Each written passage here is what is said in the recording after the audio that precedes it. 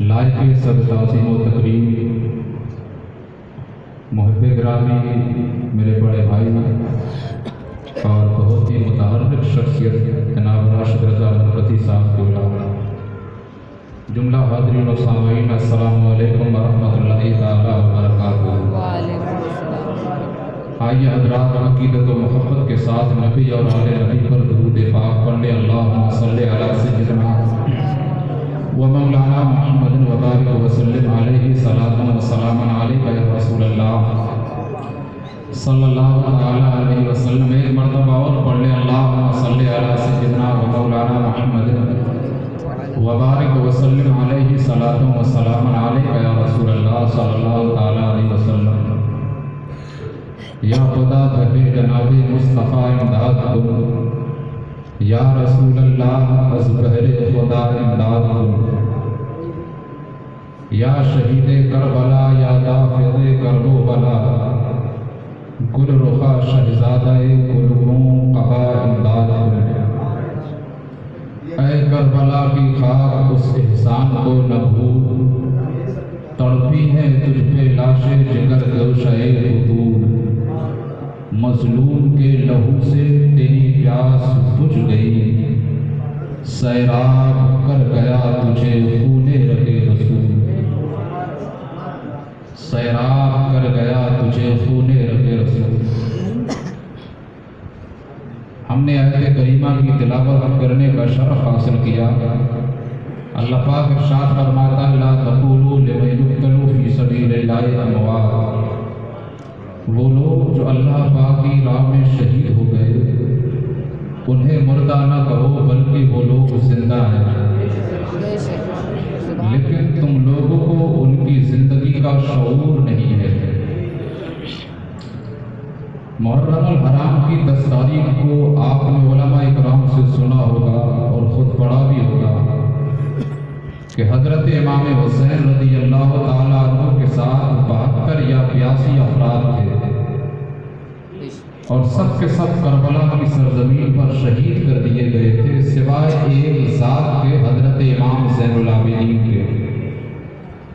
तारीख में आता है कि हज़रत इमाम हुसैन के साथ जो 72 लोग करबला में थे, उनमें 22 लोग वो थे जिनसे हज़रत इमाम हुसैन के खून का रिश्ता था और 50 लोग आपके साथ वो थे जो आपसे मोहब्बत करने वाले थे। ये सारे लोग शहीद हो गए थे, लेकिन एक ज़ात बती थी जिसका नाम हज़रत इमाम ज़ैनुल आबिदीन है। उमर शरीफ आपकी तारीख में 17 साल बताई जाती है और ये हज़रत इमाम ज़ैनुल आबिदीन हज़रत इमाम हुसैन के बीच वाले बेटे थे। इमाम हुसैन के 3 बेटे थे। सबसे बड़े वाले बेटे का नाम था अली अकबर और जो सबसे छोटे बेटे थे उनका नाम था अली असगर और जो बीच वाले बेटे थे उनका नाम था अली औसत, लेकिन लक़ब आपका ज़ैनुल आबिदीन था। और हज़रत इमाम ज़ैनुल आबिदीन की वो शख्सियत है कि जिसकी आमद की बशारत खुद नबी करीम सल्लल्लाहु ताला अलैहि वसल्लम ने दी। हज़रत इमाम हुसैन का बचपना था तो सरकार हज़रत इमाम हुसैन के बचपने के दौर में इरशाद फरमाते हैं हज़रत जाबिर बिन अब्दुल्लाह से, फरमाया जाबिर ये जो हुसैन है इसके यहाँ एक बेटे की पैदाइश होगी, उसका नाम अली औसत होगा, लेकिन ज़माना उसे ज़ैनुल आबिदीन के नाम से पहचानेगा। दूसरी हदीस में सरकार ने फरमाया कि सैयदुल आबिदीन के नाम से पहचाना जाए। और फिर दुनिया ने देखा हज़रत इमाम ज़ैनुल आबिदीन एक रात में 300 रकात नमाज नवाफिल अदा की। इमाम ज़ैनुल आबिदीन ने बहुत दुख सहे है और करबला की हर एक की शहादत को अपने माथे की निगाहों से देखा है। जब पूरी दुनिया के अंदर ये खबर फैल गई कि हज़रत इमाम हुसैन और आपके असहाब को शहीद कर दिया गया है और हज़रत इमाम ज़ैनुल आबिदीन वापस करबला से आ रहे हैं, तो हज़रत इमाम ज़ैनुल आबिदीन का एक दोस्त था मदीने शरीफ के अंदर जिसका नाम सैयद नसीर था। वो अपने दोस्तों के पास पहुंचा पहुंचने के बाद कहा कि मेरा दोस्त ज़ैनुल आबिदीन करबला से वापस आ रहा है।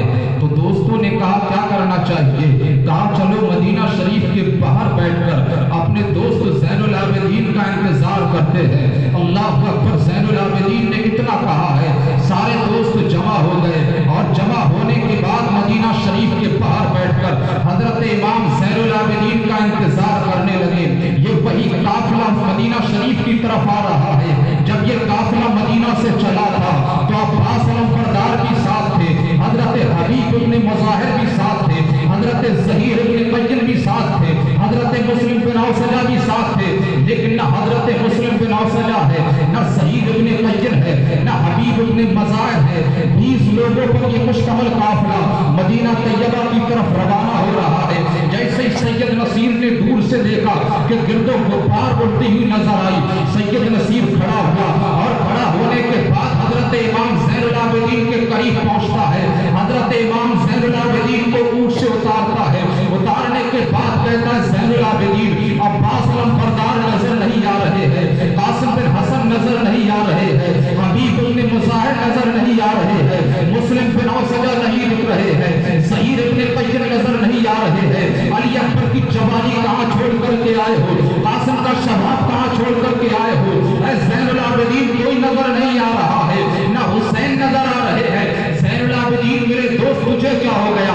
तेरे चेहरे पर रौनक नहीं देख रहा हूँ, तेरे चेहरे पर तबस्सुम नहीं देख रहा हूँ, तेरे चेहरे पर मुस्कुराहट नहीं देख रहा हूँ। तब ज़ैनुल आबिदीन ने कहा था मेरे दोस्त सैयद नसीर, काश तू भी हमारे साथ करबला गया होता और जो मंजर मैंने अपनी निगाहों से देखे हैं काश तूने भी देख लिए होते।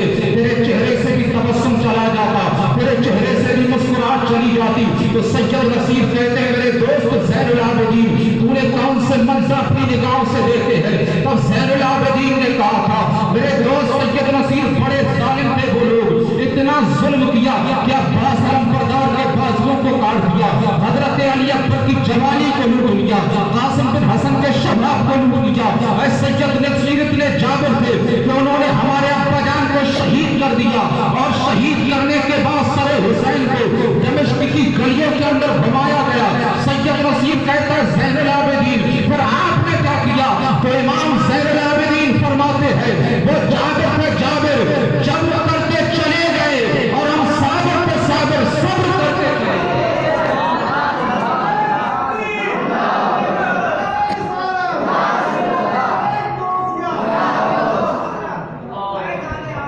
अच्छा मेरी आवाज क्लियर पहुंच रही ना आप तक? आप फरमाते हैं कि वो जाबिर थे जाबिर जब्र करते चले गए और हम साबिर थे साबिर सब्र करते चले गए। हज़रत इमाम ज़ैनुल आबिदीन की आमद मदीना शरीफ के अंदर हो गई और पूरे मदीना के अंदर ऐलान करा दिया जाता है कि हजरत इमाम हुसैन के बेटे हजरत इमाम ज़ैनुल आबिदीन आए हुए हैं और आज जुमे का दिन है। हजरत इमाम ज़ैनुल आबिदीन तकरीर फरमाएंगे और तकरीर में वाक़यात करबला भी बयान फरमाएंगे।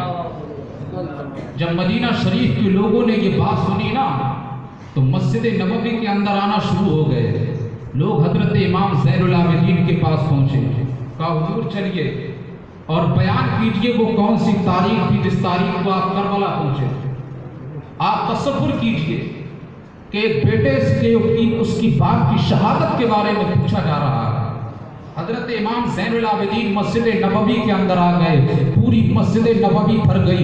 लोग बड़े ही अदब और एहतराम के साथ हजरत इमाम ज़ैनुल आबिदीन के करीब पहुंचते हैं, अर्ज करते हैं हुजूर बयान कीजिए वो कौन सी तारीख थी। हजरत इमाम ज़ैनुल आबिदीन उठे और उठने के बाद नंबर रसूल पर पहुंचते हैं। लोगों ने अर्ज किया हुजूर बयान कीजिए वो कौन सी तारीख थी। इमाम ज़ैनुल आबिदीन ने इतना सुना है आंखें अश्कबार हो गई। तब लोगों ने कहा था हुजूर रोते किस लिए है? आप फरमाते मैं भी एक इंसान हूँ, मेरे सीने के अंदर भी एक धड़कता हुआ दिल है। जब तुम्हारे बच्चों को देख रहा हूँ भाई अली असगर की याद आ रही है, तुम्हारे जवानों को देख रहा हूँ भाई अली अकबर की याद आ रही है, तुम्हारे बड़ों को देख रहा हूँ अब्बा हुसैन की याद आ रही है।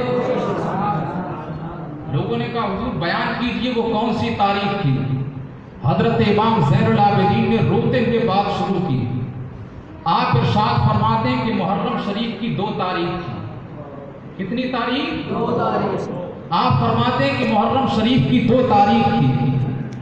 हम लोग करबला में पहुंचे तो एक शख्स का गुजर हुआ। हजरत इमाम हुसैन फरमाते हैं इस जमीन का नाम क्या है? उस शख्स ने कहा हुजूर इसको अर्ज़े मारिया बोलते हैं। इमाम फरमाते हैं कोई दूसरा भी नाम है? अर्ज की हाँ हुजूर इसका नाम करबला है। जैसे इमाम हुसैन ने इतना सुना अपने आप में साथियों से फरमाया कि सारे लोग उतर जाएं और अपने अपने खैमे लगाएं करबला की ज़मीन पर। हजरत इमाम ज़ैनुल आबिदीन फरमाते हम खैमे लगा ही रहे थे, एक शख्स आया है। इमाम ज़ैनुल आबिदीन से कहता है कि तुम लोग कौन हो और तुम्हारी जमात का सिपह सालार कौन है, बड़ा आदमी कौन है? कहा क्या काम है? कहा मुलाकात कराओ, उससे बड़ी ज़रूरी बात करना है।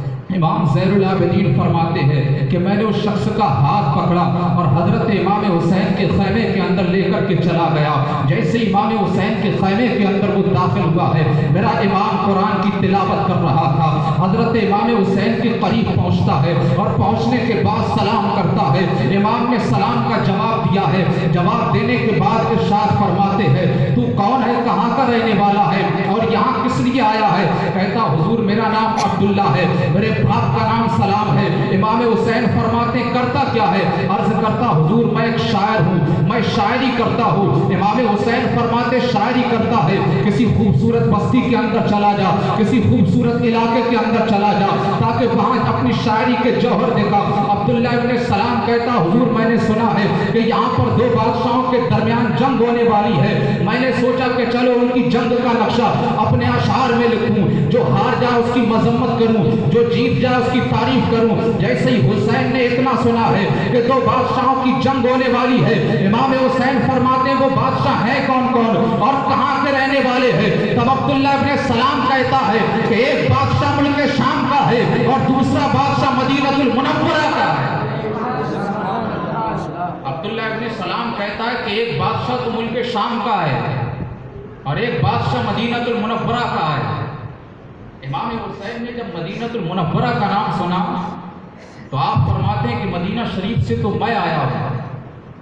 तो अब्दुल्ला इब्न सलाम कहता है माँ इसमो का, आपका नाम क्या है? आप फरमाते इसमी हुसैन है। जैसे उसने इतना सुना कि मेरा नाम हुसैन है, गौर से करता हुजूर आप वो तो हुसैन नहीं जिसके बाप का नाम अली है। आप फरमाते हैं सच कहते हो, आप वो तो हुसैन नहीं जिसकी माँ का नाम फातिमा तो ज़हरा है। हुसैन फरमाते सच कहते हो, आप वो तो हुसैन नहीं जिसके नाना का नाम मोहम्मद रसूलुल्लाह है। अल्लाह अकबर। इमाम हुसैन फरमाते हैं सच कहते हो। इतना सुनता है, सुनने के बाद खड़ा हो जाता है, इमाम हुसैन से मुसाफा करता है, कभी हाथों को चूमता है और कभी सूंघने लगता है। इमाम फरमाते अब्दुल्ला इब्न सलाम एक बात तो बता, चूमना तो अदब का मकाम है। एक मुक्तदी अपने इमाम के हाथों को चूमा करता है, एक शागिर्द अपने उस्ताद के हाथों को चूमा करता है, एक मुरीद अपने पीर के हाथों को चूमा करता है, लेकिन मैंने सूंघते हुए किसी को नहीं देखा। ना कोई मुक्तदी अपने इमाम के हाथों को सूंघता है, ना कोई मुरीद अपने पीर के हाथों को सूंघता है। अब्दुल्ला इब्न सलाम तो मेरे हाथों को सूंघता किस लिए है? तो अब्दुल्ला इब्न सलाम ने कहा था हुसैन मदीने वाले का फरमान पहुंचा था कि मदीने वाला फरमाता है हुसैन के हाथों को सूंघा करो, इसलिए कि उसके हाथों से जन्नत के फूलों की महक आती है। नारे तकबीर, नारे रिसालत, जिक्र शुहदाए करबला, नारे तकबीर। सुभान अल्लाह। सुभान। मुहर्रम शरीफ की 2 तारीख है। अब्दुल्ला इब्न सलाम कहता है मदीने वाले का फरमान पहुंचा था कि हुसैन के हाथों को सूंघो, इसलिए कि उसके हाथों से जन्नत के फूलों की महक आती है। अर्ज करता हुजूर मुझे इजाजत दीजिए, मैं अपने घर जाना चाहता हूँ। इमाम हुसैन मुहर्रम की 2 तारीख है, शाम का वक्त है। आप फरमाते हैं अब्दुल्ला इब्न सलाम रात काफी हो चुकी है, आज की रात मेरे खैमे के अंदर आराम कर ले, तुझे नाना जान की हदीसें सुनाऊंगा, रब का तुझे कलाम सुनाऊंगा। अब्दुल्ला इब्न सलाम कहता हुजूर ठीक है। एक रात हजरत इमाम हुसैन के खैमे के अंदर रुकता है। मुहर्रम की 3 तारीख होती है। इमाम हुसैन के पीछे नमाज फजर पढ़ता है और पढ़ने के बाद खैमे के बाहर निकलता है और कहता हुजूर आप बाहर तशरीफ लाइए। जब हजरत इमाम हुसैन बाहर तशरीफ लाए तो उंगली का इशारा करता है यजीदी खैमों की तरफ, कहता है आप ये हैं ये खैमे किसके लगे हुए हैं? इमाम हुसैन फरमाते मुझे कोई इल्म नहीं है ये खैमे किसके हैं। कहा हुजूर ये यजीदियों के खैमे लगे हुए हैं, आपको गिरफ्तार करना चाहते हैं, आप यजीद को अमीरुल मोमिनीन क्यों तस्लीम नहीं कर लेते, आप अपना हाथ यजीद के हाथ में क्यों नहीं दे देते? जैसे अब्दुल्ला इब्न सलाम ने इतना कहा है, इमाम फरमाते अब्दुल्ला इब्न सलाम तू जानता नहीं है मैं हुसैन हूँ, मैंने इल्म दीन किसी यूनिवर्सिटी के अंदर हासिल नहीं किया है, मैंने इल्म दीन किसी कॉलेज के अंदर हासिल नहीं किया है, मैंने इल्म किसी मदरसे के अंदर नहीं पढ़ा है, बल्कि अपने नाना जान की गोद में इल्म दीन हासिल किया है। मेरे नाना जान फरमाया करते थे ला ताक़ा लिमख़लूक़िन फी मासियतिल ख़ालिक़, है बेटा हुसैन अगर वक्त का हाकिम जालिम हो जाए, अल्लाह के हराम को हलाल करने लगे, हलाल को हराम करने लगे, बेटा हुसैन ऐसे जालिम के हाथों में हाथ मत दे देना। अब्दुल्ला इब्न सलाम अब तू ही बता जो हाथ नबियों के इमाम के हाथ में गया हो वो यजीद वलीद के हाथ में कैसे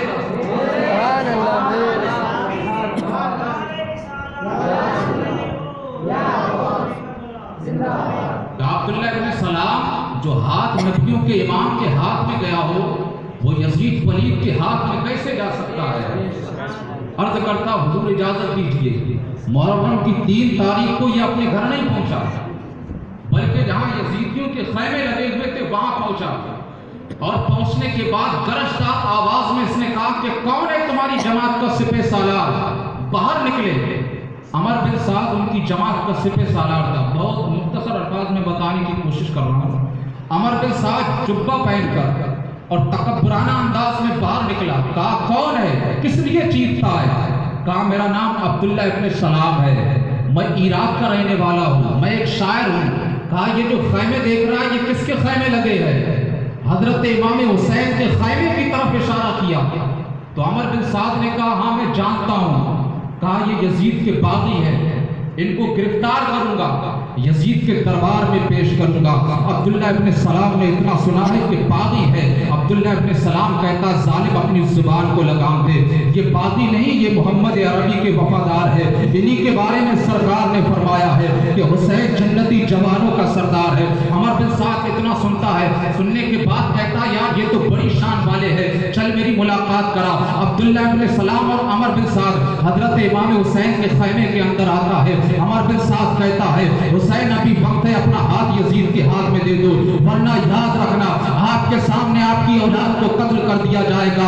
जब बहुत सारी हुज्जतें इसने कर ली तो इमाम फरमाते एक बात बताऊं, मेरी 3 शर्तें हैं, अगर 3 शर्तों को तस्लीम कर लिया जाए तो ठीक है, और अगर इनमें से कोई शर्त तस्लीम ना की जाए तो जो परवरदिगार आलम को मंजूर होगा हुसैन के हक में फैसला फरमा दिया जाएगा। अल्लाह अकबर। अमर बिन साद कहता है हुसैन आपकी शर्तें क्या है? मुहर्रम की 3 तारीख को करबला की जमीन पर हजरत इमाम हुसैन 3 शर्तें रख रहे हैं। आप फरमाते हैं कि मेरी पहली शर्त यह है कि वापस मुझे मदीनातुल मुनव्वरा भेज दिया जाए। कहा दूसरी शर्त क्या है? कहा दूसरी शर्त यह है कि किसी काफिरों की बस्ती के अंदर भेज दिया जाए ताकि वहां जाकर के नाना जान का दीन फैलाऊं। कहा तीसरी शर्त क्या है? कहा तीसरी शर्त यह है कि हुसैन को कत्ल मत करना, बल्कि जिंदा हुसैन को यजीद के दरबार में ले जाओ ताकि मैं खुद यजीद से ये पूछ सकूं कि ये बता मोहम्मद अरबी तेरा नाना है या मेरा नाना है? 3 शर्तें हैं। अमर बिन साद ने कासिद रवाना कर दिया उबैदुल्लाह इब्न ज़ियाद के पास। उसने तीनों शर्तें सुनाई। कहा हुसैन ने ये 3 शर्तें रख दी है। उबैदुल्लाह इब्न ज़ियाद ने कहा कि हुसैन की हमें कोई शर्त मंजूर नहीं है, और अमर बिन साद से कहो कि जो करना चाहे कर, लेकिन किसी भी कीमत पर हमें हुसैन का हाथ चाहिए। वक्त गुजरता चला गया, बहुत सारी कोशिशें की अमर बिन साद ने कि कोई ऐसा जो है हरबा इस्तेमाल किया जाए ताकि इमाम हुसैन अपना हाथ यजीद के हाथ में दे दे। तीनों शर्तें इमाम हुसैन के सामने सुनाई गई और कहा कि आपकी कोई भी शर्त मंजूर नहीं है। इमाम हुसैन से कहा गया, अमर बिन साद ने कहा कि हुसैन अभी वक्त है, आप अपना हाथ यजीद के हाथ में दे दें, वरना याद रखना कि आपकी निगाहों के सामने आपके बच्चों को कत्ल कर दिया जाएगा, अली अकबर की जवानी को लूट लिया जाएगा, कासिम बिन हसन के शबाब को लूट लिया जाएगा। बार बार जब अमर बिन साद कहता रहा तो इमाम हुसैन फरमाते, अमर बिन साद तू क्या सोच रहा है कि औलाद के कत्ल का खौफ दिखा करके हुसैन अपना हाथ यजीद के हाथ में दे देगा? ऐसा कभी नहीं हो सकता। इसलिए कि जब हुसैन मदीना से चला था तभी अपनी औलाद के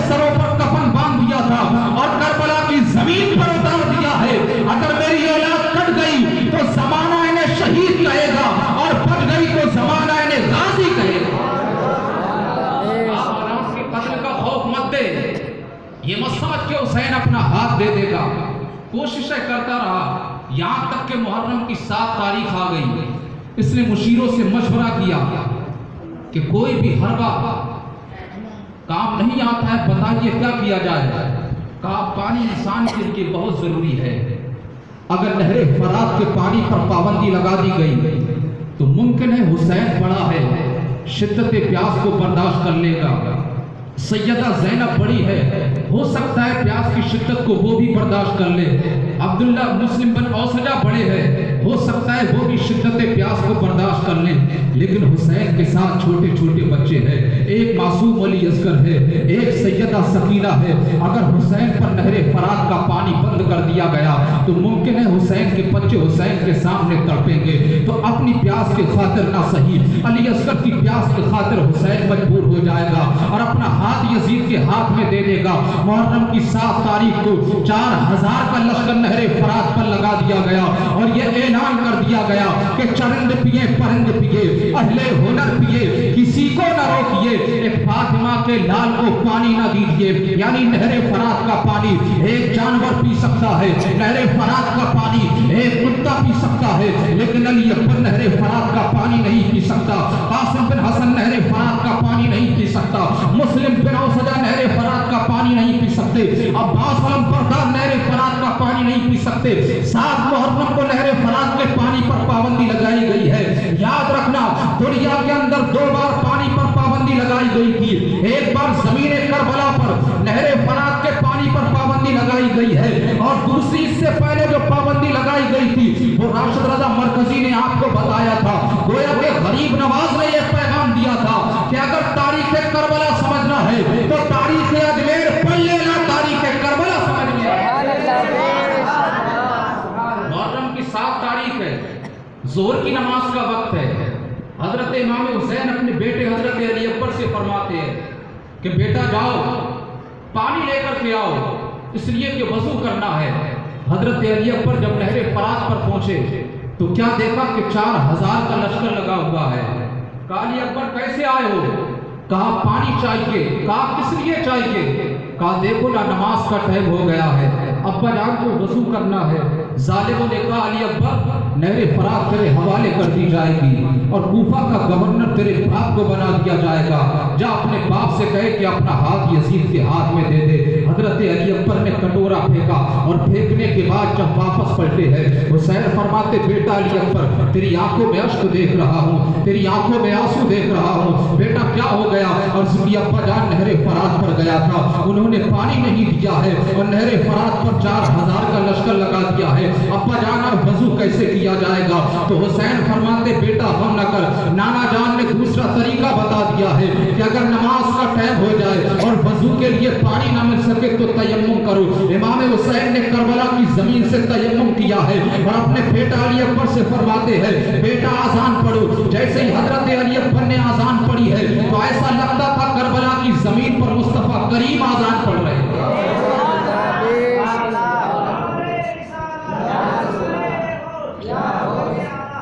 तारीख गुजर गई जिक्र खुदा में, मुहर्रम शरीफ की 8 तारीख आ गई, इबादत इलाही में गुजर गई। मुहर्रम शरीफ की 9 तारीख आ गई। जब मुहर्रम शरीफ की 9 तारीख आई तो यजीदियों की तरफ से नकारे बजना शुरू हो गए और ये ऐलान जंग था। इमाम हुसैन अपने बेटे हजरत अली अकबर से फरमाते बेटा इन लोगों से कहो कि एक रात की हमें और मोहलत दे दी जाए, कल जो कुछ अल्लाह पाक को मेरे हक में फैसला फरमाना होगा वो हो जाएगा, सिर्फ एक रात की मुझे और मोहलत दे दी जाए। इमाम हुसैन जानते थे कि आने वाले कल को मुझे शहीद कर दिया जाएगा और मेरे बेटों को शहीद कर दिया जाएगा। ये एक रात की मोहलत इसलिए नहीं मांगी थी हुसैन ने कि आज आखिरी रात है, अब्बास अलम बरदार से लिपट कर के रो लिया जाए या कासिम बिन हसन से लिपट कर के रो लिया जाए या हबीब इब्न मुसाहिब से लिपट कर के रो लिया जाए या आबिद बीमार ज़ैनुल आबिदीन से लिपट कर के रो लिया जाए या हजरत अब्बास अलम बरदार से लिपट कर के रो लिया जाए या सैयदा सकीना से लिपट कर के रो लिया जाए, बल्कि हुसैन ने एक रात की मोहलत इसलिए मांगी थी कि हुसैन जानते थे ये आखिरी रात है ताकि परवरदिगार आलम की दिल खोल करके इबादत कर ली जाए। वक्त वक्त गुजरता चला गया, यहाँ तक कि मुहर्रम की 10वीं शब आ गई। इमाम हुसैन हजरत हबीब इब्ने मुज़ाहिर से फरमाते हैं, हबीब इब्ने मुज़ाहिर हजरत इमाम हुसैन के दोस्त थे और उम्र 75 साल हजरत हबीब इब्ने मुज़ाहिर की। बास तारीख की किताबों में 72 साल उम्र हजरत इमाम हुसैन के बचपने के दोस्त थे। मुहर्रम की 9 तारीख है, 10वीं शब है। इमाम हुसैन फरमाते कि सारे खैमे वालों से कहो कि हुसैन के खैमे में जमा हो गए। जब सारे लोग हजरत इमाम हुसैन के खैमे में जमा हो गए तो आपने एक मुकम्मल खुतबा इरशाद फरमाया और कहा, मैं तुम सब लोगों से बहुत राजी हूँ, जो जहाँ जाना चाहता है चला जाए, अगर तुम चले भी गए तो मैं किसी से नाराज नहीं होऊंगा, क़यामत के दिन तुम सबकी बख्शिश और मग़फ़िरत कराऊंगा। इमाम हुसैन ने जब ये जुमले कहे, कोई उठने के लिए तैयार नहीं। हुसैन फरमाते, हबीब इस चराग को बुझा दिया जाए। मुहर्रम की ये 10वीं शब है, चराग को बुझाया गया। इमाम फरमाते, ये लोग मेरे खून के प्यासे हैं। कोई अपने पीछे बेटियां छोड़ करके आया है, कोई अपने बच्चे छोड़ करके आया है, कोई बीवी छोड़ करके आया है। जाओ अपने अपने घर चले जाओ, जाओ अपनी बेटियों की शादी करो, जाओ अपने बच्चों की शादी करो, जाओ अपने बच्चों की परवरिश करो। अल्लाह अकबर। इमाम हुसैन ने खुतबा दिया है। उसके बाद हबीब इब्ने मुज़ाहिर से फरमाते हैं, हबीब चराग को जलाया जाए। जब चराग को जलाया गया है तो बैठने वालों में कोई फर्क ना था, जो जहां पर बैठा हुआ था वहीं पर बैठा था और सारे लोगों की आंखों में आंसू थे। एक बूढ़ा शख्स हजरत इमाम हुसैन के करीब आता है, नाम उसका हबीब इब्ने मुज़ाहिर है, 75 साल की उम्र है। इमाम हुसैन के करीब आया, अपनी तलवार इमाम हुसैन के कदमों में रखता है। कभी हुसैन तलवार की तरफ देख रहे हैं, कभी हबीब इब्ने मुज़ाहिर के चेहरे की तरफ देख रहे हैं। अर्ज करते हैं, हुजूर ये तलवार आपके सामने रखी है, इससे बेहतर ये कि हम अपने घर जाएं, आप तलवार उठाइए, हबीब इब्ने मुज़ाहिर का सर कलम कर दीजिए। हुजूर ये मत सोचिए कि हबीब इब्ने मुज़ाहिर बूढ़ा हो चुका है, ये रन में जाकर के क्या गुल खिलाएगा। हुजूर जब 10 मुहर्रम की सुबह का उजाला फैलेगा तो अब्बास बरदार बाद में जाएगा, हबीब पहले जाएगा, कासिम बाद में जाएगा, हबीब पहले जाएगा, अली अकबर बाद में जाएगा, हबीब पहले जाएगा, शहीद बाद में जाएगा, हबीब पहले जाएगा, मुस्लिम बिन औसजा बाद में जाएगा, हबीब हुजूर आपका दोस्त है, ये पहले जाएगा। अगर ऐसे नाजुक वक्त में आपको छोड़ करके हबीब चला गया, कल क़यामत के दिन आपकी माँ फातिमा ज़हरा ने मुझसे अगर पूछ लिया कि हबीब इब्ने मुज़ाहिर सारी जिंदगी मेरे बेटे से दोस्ती का दम भरता रहा, जब 3 दिन के लिए नहरे फरात के पानी पर मेरे बेटे हुसैन पर पाबंदी लगाई गई और सारे लोग मेरे बेटे हुसैन के खून के दुश्मन हो गए, जान के दुश्मन बन गए, तो तुझे अपनी जान अजीज थी। हुजूर ऐसे नाजुक वक्त में आपको छोड़ करके नहीं जाऊंगा, बल्कि आप देखना जैसे ही सुबह का सफेद उजाला फैलेगा, एक एक करके ये सारे गुलाम आपके कदमों में अपनी जान को कुर्बान करेंगे। वक्त और गुजरा, इमाम हुसैन फरमाते हैं, तुम लोग सब्र करो और अपने अपने खैमे के अंदर चले जाओ। जब सारे लोग अपने अपने खैमे के अंदर चले गए, कुछ लोग कुरान की तिलावत में लग गए, कुछ लोग औराद व वज़ाइफ में लग गए। उसी में हजरत इमाम हुसैन की बहन जिसका नाम सैयदा ज़ैनब है, सैयदा ज़ैनब को भी मालूम था कि आने वाले कल को सारे लोगों को शहीद कर दिया जाएगा। तो बहन ज़ैनब ने सोचा कि चलो भाई का आखिरी रात है, दीदार कर लिया जाए। सैयदा ज़ैनब अपने खैमे से निकली और जैसे ही हजरत इमाम हुसैन के खैमे के करीब आई, इमाम हुसैन ने पैरों की आड़ से समझ लिया कि ये कोई और नहीं मेरी बहन सैयदा ज़ैनब है। हजरत इमाम हुसैन के करीब आती है, सलाम करती है। इमाम हुसैन फरमाते, बहन ज़ैनब रात काफी हो चुकी है, कुछ देर आराम कर ले, इसलिए कि आने वाले कल को अपनी औलाद को दूल्हा बना करके करबला की तरफ रवाना करना है। कहीं ऐसा ना हो तेरे माथे पर शिकन आ जाए। जा बहन कुछ देर आराम कर ले, तूने बड़ी सोबतों को तहम्मुल किया है, बड़ी तकलीफों को बर्दाश्त किया है, बड़ी सोबतों को बर्दाश्त किया है। बहन ज़ैनब काफी रात हो चुकी है, कुछ देर आराम कर ले।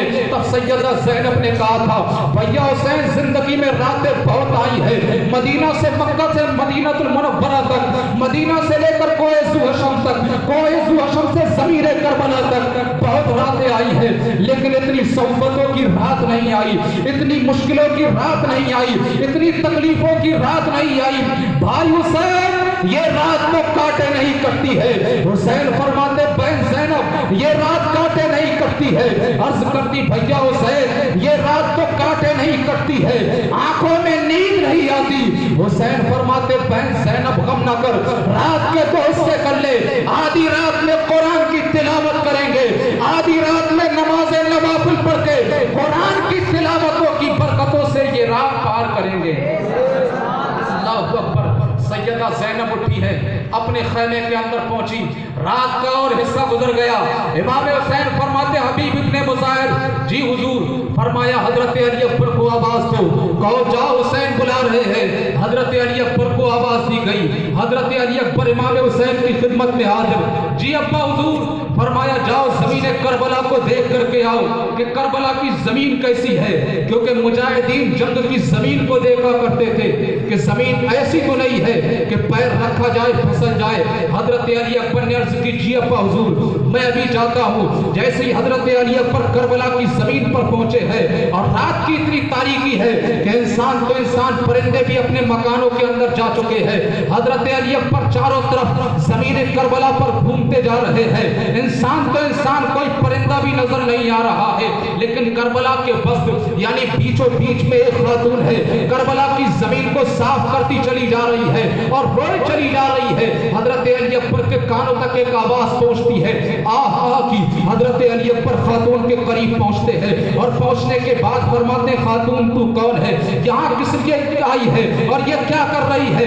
इंसान तो इंसान परिंदे भी अपने मकानों के अंदर जा चुके हैं, तू जमीन करबला को साफ किस लिए कर रही है? बुर्का पोश खातून है। हजरत अली अकबर बार बार पूछते हैं बता तेरा नाम क्या है, कहाँ की रहने वाली है, इस रेगिस्तान जैसे मैदान में क्या कर रही है? खातून ने कोई जवाब ना दिया। हजरत अली अकबर वापस आए। इमाम हुसैन फरमाते बेटा अली अकबर, जी अब्बा हुजूर। आप फरमाते बेटा करबला गए थे? जी अब्बा हुजूर करबला गया था। फरमाया करबला क्या मंजर देखा है? अर्ज करते हैं अब्बा जान करबला के अंदर मैंने देखा कि एक औरत बुर्का पोश ज़मीन करबला को साफ करती चली जा रही है। इमाम फरमाते बेटा वो औरत है कौन? अर्ज करते हैं अब्बा जान मुझे कोई इल्म नहीं है, मैंने बार बार औरत से पूछने की कोशिश की कि तेरा नाम क्या है, कहाँ की रहने वाली है? औरत ने कोई जवाब ना दिया। जैसे ही हुसैन ने इतना सुना है आंखें अश्कबार हो गई। हजरत अली अकबर फरमाते अब्बा हुजूर आप रोते किस लिए हैं? इमाम फरमाते बेटा वो औरत कोई और नहीं मेरी माँ फातिमा तो ज़हरा थी। वो औरत जानती है कि आने वाले कल को मेरे बेटे को शहीद कर दिया जाएगा। ज़मीन करबला को इसलिए साफ कर रही थी कि कहीं ऐसा ना हो मेरा बेटा जब गोले से जमीन पर तशरीफ लाए तो कोई कंकर या कोई पत्थर मेरे बेटे के जिस्म को चुभ जाए। आप तसव्वुर कीजिए कि वो माँ फातिमा तो ज़हरा जो अपनी औलाद के जिस्म पर पत्थर के चुभने को गवारा नहीं कर सकती, उस फातिमा तो ज़हरा के दिल पर मुहर्रम की 10 तारीख को क्या गुजरी होगी जब सरे हुसैन को कत्ल सरे हुसैन को तने अनवर से जुदा किया।